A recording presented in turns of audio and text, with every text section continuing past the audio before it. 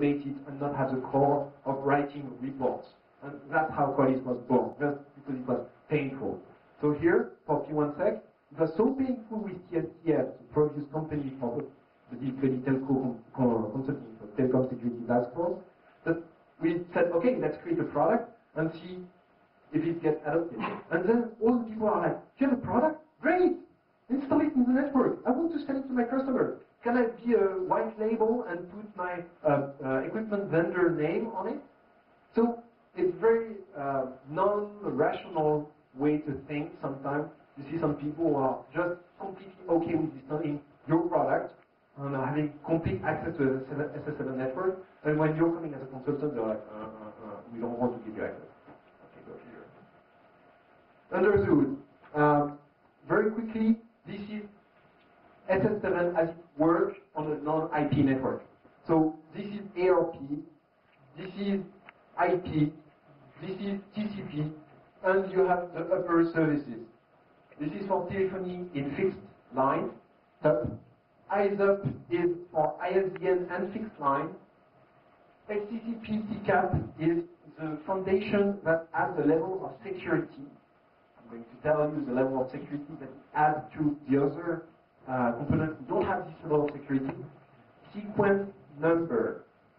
We are talking about networks where maybe 1/3 of the communication don't have sequence number. When you have that, to replay packets, you send a raw packet without having response.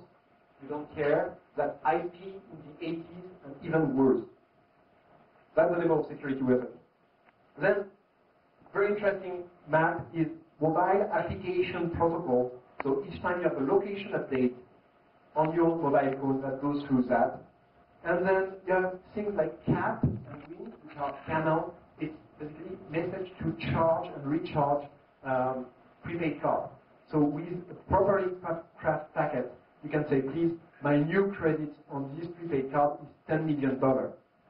And there's very few things that are going to prevent you from doing that. And there's post-analysis, which is very strong, is that since at the technical level, the telco were doing a real difficult but bad job of securing their network and preventing fraud, they put an end node, which is the fraud management system, which down the line analyze all the calls and all the charging that are recorded, and analyze how much they gain and try to derive fraud patterns from that. Not that effective, but that's the way which is done. Okay, a normal day in a telco is very often, oh, it's a good day, we only lost $10,000 or $20,000. And that's perfectly okay. That's a bad day, we lost $20 million. That's a bad day. But we're talking about this volume. I'm going to spare you. So basically, one interesting thing is that you have then packets.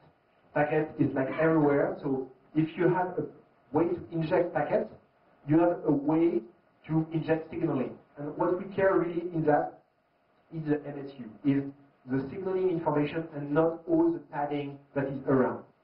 When SS7 link is inactive, it constantly sends, I'm inactive, I'm inactive, I'm inactive, for each time slot of the network. It's a very verbose and active network, but it's a reliable one.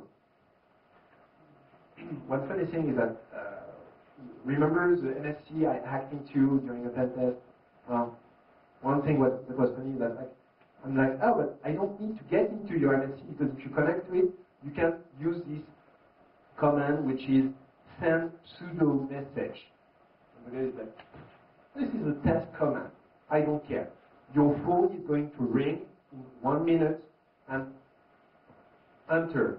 And I use the test message. I send test message. I say, okay, IAM, do a connection to that phone. And the guy, there's this phone number. Of course, there's nothing in the end. And he has to hang up because the ghost in the SS7 network called it. The thing is that people don't realize what is at stake with their own equipment. Why is that? That when deploying the phone network, it's equipment vendors that come in, provision networks, and that's it.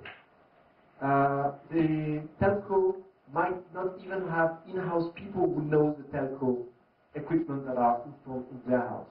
We went at the STP site, which is one of the most important connection node of SS7 network, walked in the room, and the security guy look at me, look at the 4 Chinese guys from Huawei who are in the room, and then talk in their, I cannot say the name of their language, in the native language, and I understand the Chinese guy had never nothing to do in there.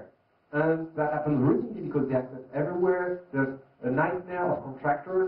So this is really the problem they're having. It's not external hackers.